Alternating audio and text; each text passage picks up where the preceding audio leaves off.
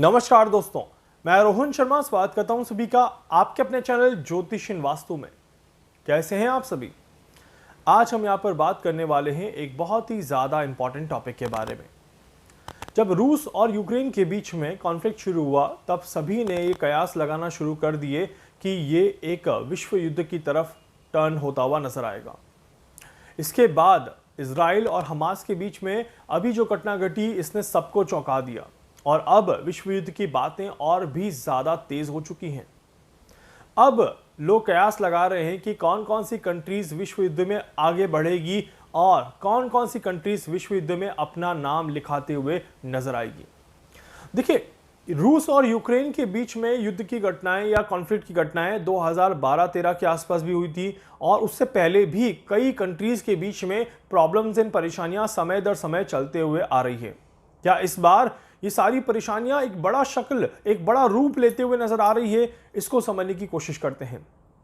जिस तरह का कैलकुलेशन मैं यहां पर कर रहा हूं, 6 बड़ी कंट्रीज या 6 कंट्रीज आप लिस्ट में नाम लिख लीजिए जो 3x3 में बटी हुई है।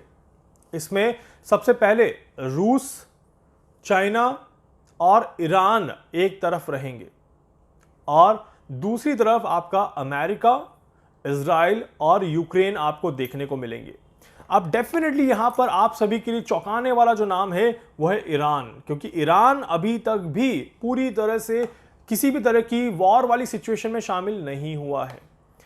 ऐसे में ईरान के कदम किस तरफ बढ़ रहे हैं? तो जिस तरह से मैंने सीक्वेंसिंग लिया है आप समझ ही गए होंगे कि रूस, चाइना और ईरान एक तरफ होंगे। मतलब कि बहुत जल्दी इजराइल और ईरान के बीच में कुछ होता हुआ नजर आएगा जो कि काफी ज्यादा चौंकाने वाला रहेगा और काफी ज्यादा विनाशकारी भी हो सकता है। इस तरह के योग यहां पर बनते हैं और ईरान और इजराइल का अगर कोई भी कॉन्फ्लिक्ट शुरू होता है बीच में तो यहां पर परेशानियां और बढ़ते हुए नजर आएगी। इस तरह के योग बन रहे हैं। यहीं पर देखा जाए तो इजराइल का जब मैंने लॉन्ग टर्म कैलकुलेशन करके देखा है तो इजराइल स्टार्टिंग में तो डेफिनेटली अपनी विक्ट्री ही दिखाएगा, ये चीज़ क्लियर है। इजराइल बहुत ज़्यादा आप कह सकते हैं जल्दी जीतने की कोशिश करेगा एंड इजराइल को जीत मिल भी जाएगी।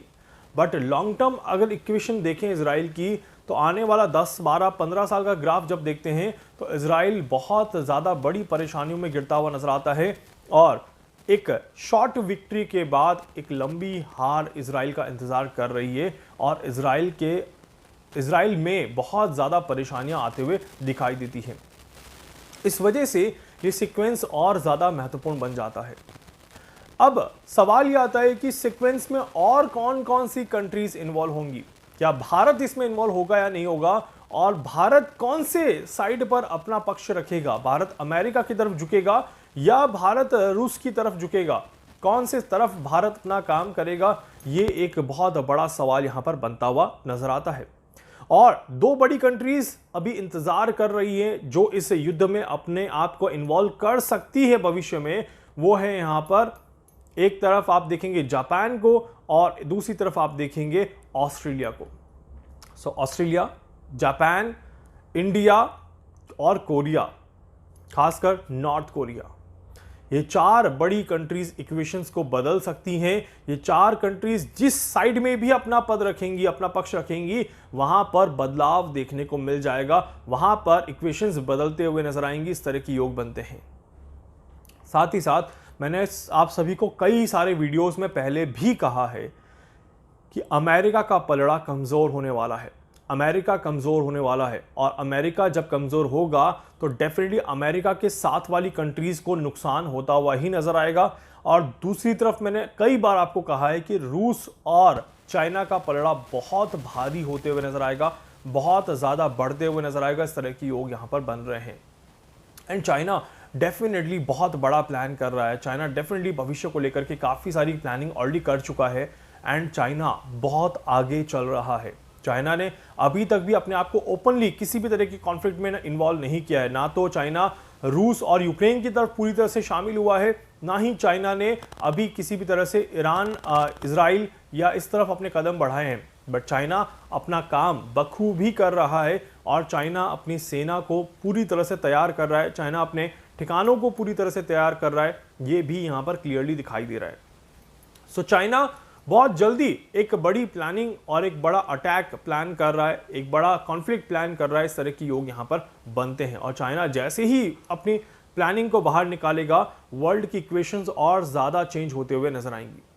2024 एक मेजर ईयर रहेगा, ये बात मैं पहले भी कह चुका हूं कि 2024 में इन कंट्रीज में कॉन्फ्लिक्ट जो है वो समय के साथ साथ चेंज होता हुआ नजर आएगा, इक्वेशंस चेंज होते हुए नजर आएंगी और ऐसा लगेगा कि एक देश दूसरे देश को धोखा दे रहा है, या साथ वाले ही गद्दार निकल रहे हैं, साथ वाले ही धोखा दे रहे हैं, या बहुत ज़्यादा डिपेंडेंसी फायदा नहीं देगी। इस तरह के योग यहाँ पर दिखाई देंगे, जैसा कि यूक्रेन के समय में भी हमें देखने को मिला। अमेरिका ने यूक्रेन को खुली छूट भी दी बट बांध के भी रखा और इस वजह से यूक्रेन वो सारी चीजें नहीं कर पाया जो वो करना चाहता है, बट युद्ध में एक तरह से लड़ भी रहा है, कोशिश भी कर रहा है और जीत भी नहीं रहा। इस वजह से यूक्रेन को काफी ज्यादा नुकसान भी देखने को मिल रहा है।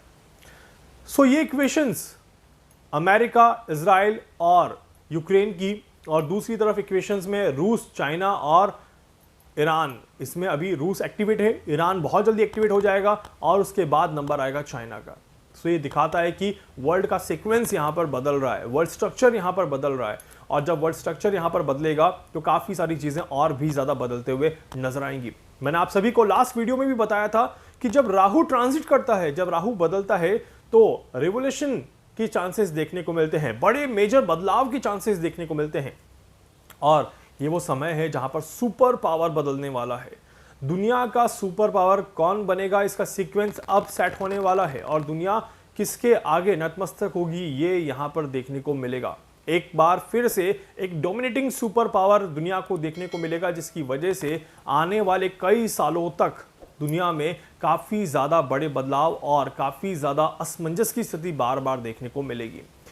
अगर आपको यकीन नहीं होता, आप 1700, 1800 और 1600 का सीक्वेंस देखिए और उस समय की हिस्ट्री को पढ़िए, आपको सारी चीज़ें क्लियरली पता चल जाएंगी कि किस तरह से दुनिया धीरे धीरे बदलती गई, किस तरह से हम आगे बढ़ते गए, कैसे एक देश दूसरे देश पर हमला करता गया और कैसे सीमाएं बदलती गई और किस तरह से ये बदलाव बैक टू बैक कंटिन्यूसली कुछ सालों में होता हुआ चलता आ रहा है। हर 15 से 20 सालों में major twist and major turn देखने को मिलता है। एवरी 20 ईयर्स में कोई ना कोई वॉर आपको देखने को मिल जाएगी। गूगल करिए, विकिपीडिया देखिए या फिर कोई भी रिसर्च कर लीजिए। नेक्स्ट लास्ट 20 ईयर्स की वॉर देख लीजिए, आपको दिख जाएगी। प्रीवियस 20 ईयर्स की वॉर देख लीजिए, आपको दिख जाएगी। So every 20 years there is a kind of a conflict और war is going to happen in between two countries, जहां पे वो होती है, फिर समझाइश होती है, फिर होती है, फिर समझाइश होती है। तो इस तरह का इक्वेशन यहां पर देखने को जरूर मिल रहा है। इसके अलावा सुपर पावर सीक्वेंस को देखिए, अगर आपको यकीन नहीं आ रहा, आप उस सीक्वेंस को पढ़िए।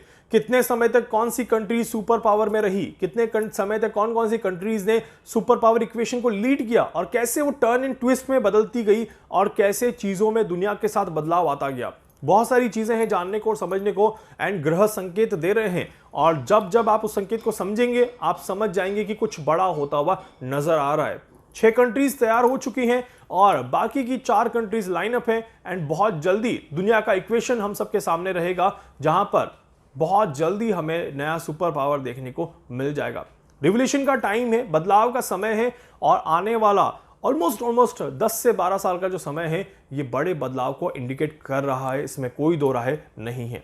आगे की सारी जानकारी आपको अगले वीडियो में मिल जाएगी। तब तक के लिए वीडियो को लाइक कर दीजिएगा, चैनल को सब्सक्राइब कर दीजिएगा, बेल आइकन पे जरूर से क्लिक करिएगा। कुछ भी पूछना चाहते हैं, जानना चाहते हैं, अपने बारे में कुछ भी समझना चाहते हैं, आप मुझसे संपर्क कर सकते हैं। मैं पूरी कोशिश करूंगा आप सभी की हर संभव मदद यहां पर कर सकूं। धन्यवाद।